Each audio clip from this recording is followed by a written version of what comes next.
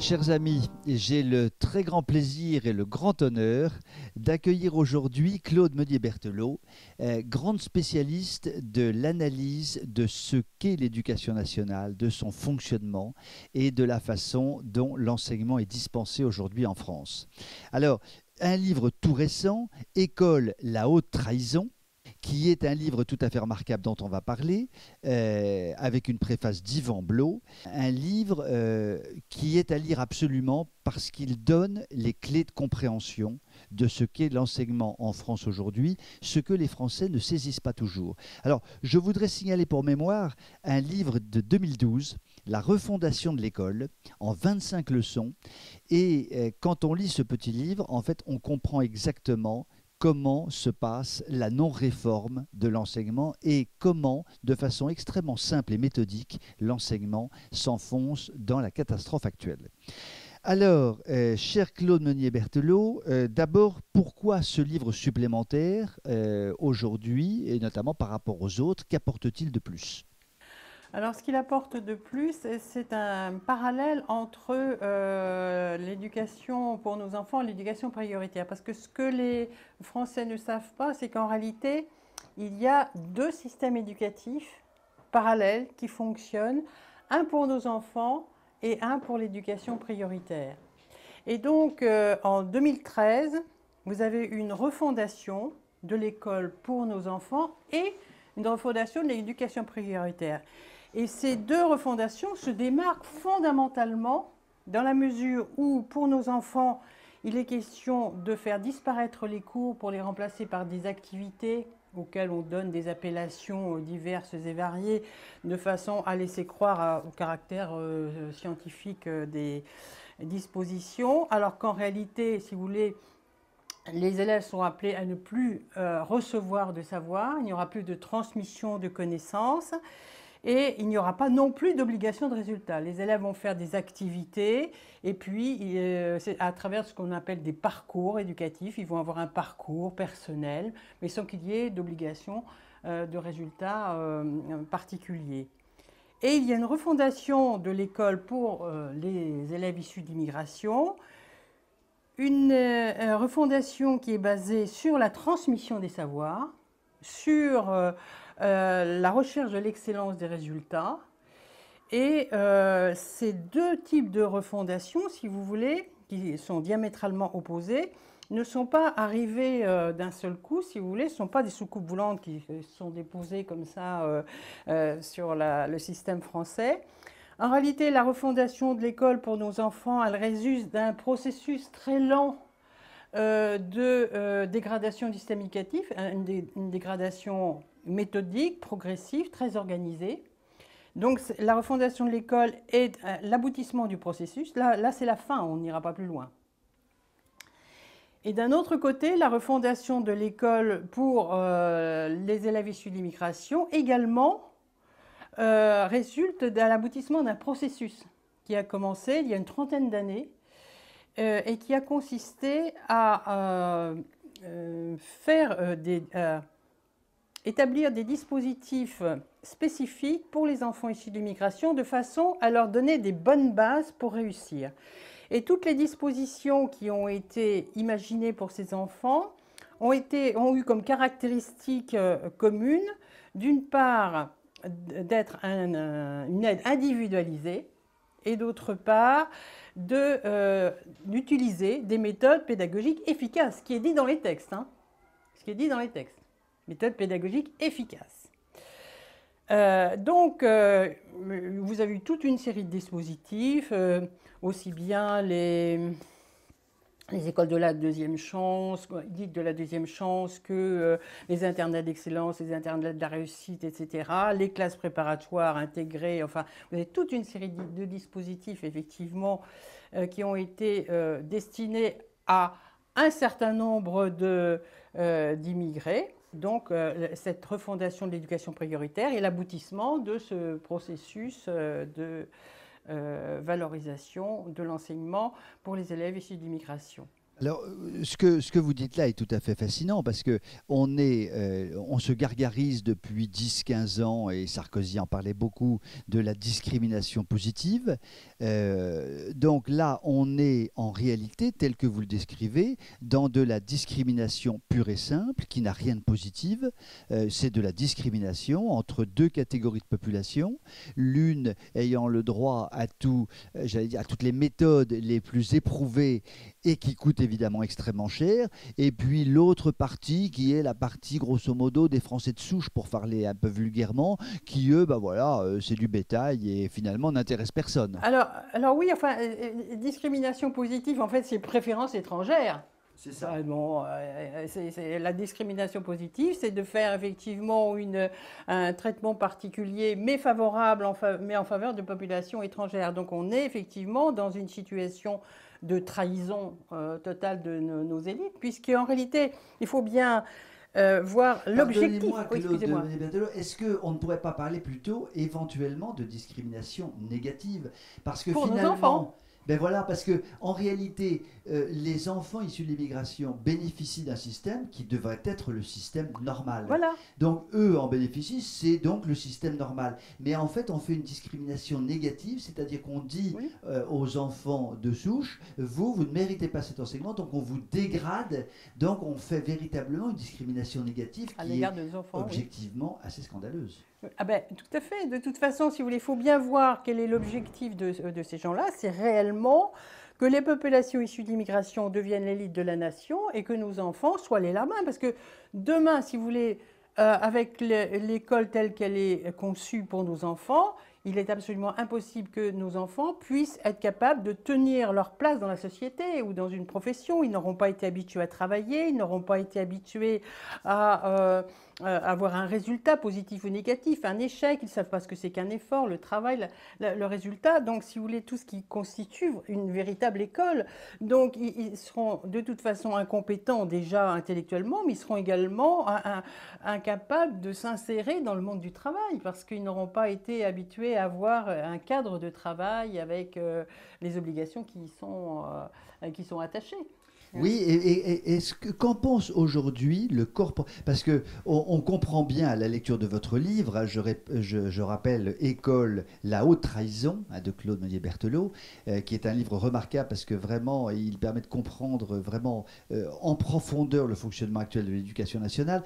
Du côté du ministère, on comprend bien, il n'y a pas grand-chose à espérer, c'est complètement syndicalisé, c'est complètement politisé, c'est complètement à gauche, bon, donc c'est quand même très compliqué. Qu'en pense le corps professoral qui, lui, a les pieds dans la glaise, si je puis dire, et donc qui se rend compte quand même de tout ça? Ah ben, bien sûr, mais le taux de démission n'a jamais été aussi important. Vous avez presque 20% de personnel démissionnaire. Moi, j'ai fait toute ma carrière dans l'éducation nationale. Je n'ai pas, et pourtant ça n'allait pas déjà très bien, je n'ai pas vu de personnes démissionner. Donc pour qu'il y ait quand même 20% de personnes démissionnaires, c'est quand même très important. De plus, il y a les départs à la retraite. D'ailleurs, un inspecteur avait dit « Nous combattrons les résistances aux réformes par épuration biologique ». C'est quand même un... La formule est effrayante, voilà. Et donc, ils savent très bien qu'ils n'ont pas, effectivement, l'aval des enseignants, mais il y a des enseignants pour qui c'est le gagne-pain, donc ils sont bien obligés quand même de rester.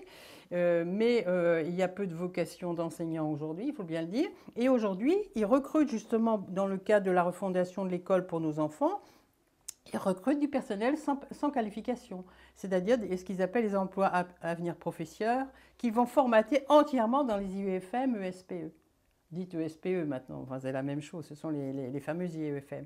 Donc, si vous voulez, ils ne vont même pas avoir de formation universitaire et on va les formater de façon à, effectivement, les avoir tels que l'on veut, quoi. Oui, donc ça veut dire que notre notation PISA, la fameuse notation, on va passer bientôt à la 35e, 40e, 50e place si ça continue comme ça.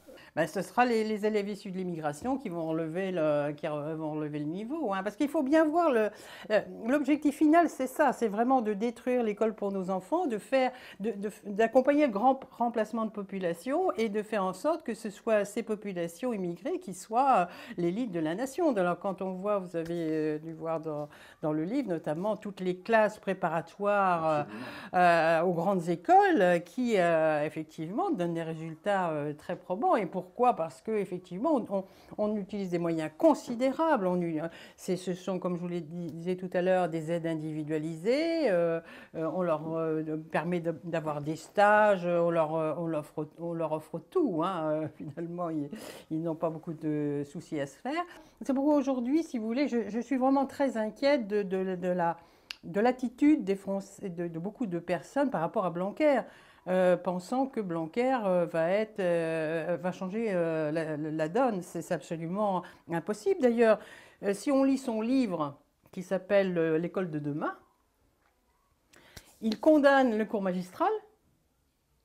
Il trouve que les élèves attachent trop d'importance à la notation, qu'on devrait la supprimer et que ça devrait être les élèves qui devraient se noter. Donc vous voyez qu'on n'est quand même pas dans un cadre, si vous voulez, de travail. Alors que, en ce qui concerne les élèves issus de l'immigration, il a bien dit effectivement que, on allait d'abord effectivement leur donner une culture solide pour ces enfants-là. Il l'a dit. C'est ça, il l'a dit, absolument, il l'a dit. Il a dit, absolument. Une culture solide, et donc on apprend qu'il y a des prix d'excellence, qu'il y a des distributions de prix, vous avez entendu parler de ça pour nos enfants actuellement. Donc vous voyez, on est quand même dans une situation de haute trahison où effectivement les enfants français sont complètement les victimes de cette politique. Alors, et la France. Que pensez-vous des écoles sous contrat? Les écoles qui sont en général écoles catholiques sous contrat, parce qu'elles sont très majoritairement catholiques, est-ce que c'est une bouée de sauvetage ou pas du tout? Non, ce n'est pas une bouée de sauvetage, hélas, justement parce qu'elles sont sous contrat, parce qu'elles ont conclu des contrats d'association avec l'État, et ça a été effectivement... ça s'intègre dans un processus, et cette loi de 59, pour justement ceux qui démolissaient l'école, ça a été un pas de géant pour eux, parce qu'en réalité, ils ont phagocyté cette école de façon à leur imposer effectivement les programmes, les manuels, maintenant les professeurs, etc. Et donc c'est une école parapublique. Hein, C'est une école parapublique finalement. D'ailleurs, j'en parlais sur Liberté Politique il y a quelques jours, enfin quelques semaines. En fait, il n'y a que les écoles hors contrat qui sont véritablement la bouée de sauvetage, mais sachant qu'il y en a un millier, autour d'un millier, et ça correspond, je crois, à 65 000 élèves. Donc on est sur du tout petit nombre. Ah oui, mais c'est ça. Alors effectivement, certaines personnes semblent dire « Oh mais oui, mais il y a la Fondation pour l'école, etc. » Mais moi, je suis admiratif de ce que fait Anne Coffinier. Mais les élèves des écoles hors contrat représentent 65 000 élèves. Les élèves de l'éducation prioritaire représentent 1 200 000 élèves. Donc vous avez 0,4% d'un côté et 14% de l'autre. Donc si vous voulez, la balance est complètement déséquilibrée. Et en plus de ça, la Fondation pour l'école, excuse de dire ça après un temps de retard, enfin sans le vouloir d'ailleurs, hein, finalement. Et donc elle scolarise surtout des élèves de l'école primaire, du collège, un peu des lycées, tandis que dans l'éducation prioritaire, on est déjà très loin, si vous voulez, dans les lycées, les classes préparatoires aux grandes écoles, etc. Et donc il faut pas, si vous voulez, vouloir absolument se dire non, les choses vont bien, ça va aller, etc. Non, la méthode Coué, ça marche pas. La méthode Coué n'est pas une bonne méthode, vous avez tout à fait raison. Qu'est-ce que vous pensez d'Espérance banlieue? A priori, je serais tentée de dire que je suis contre. Mais je pense que si effectivement cette expérience a été tentée dans le but de montrer au gouvernement que tous les enfants aujourd'hui de tous les milieux sont aptes à recevoir un enseignement de qualité.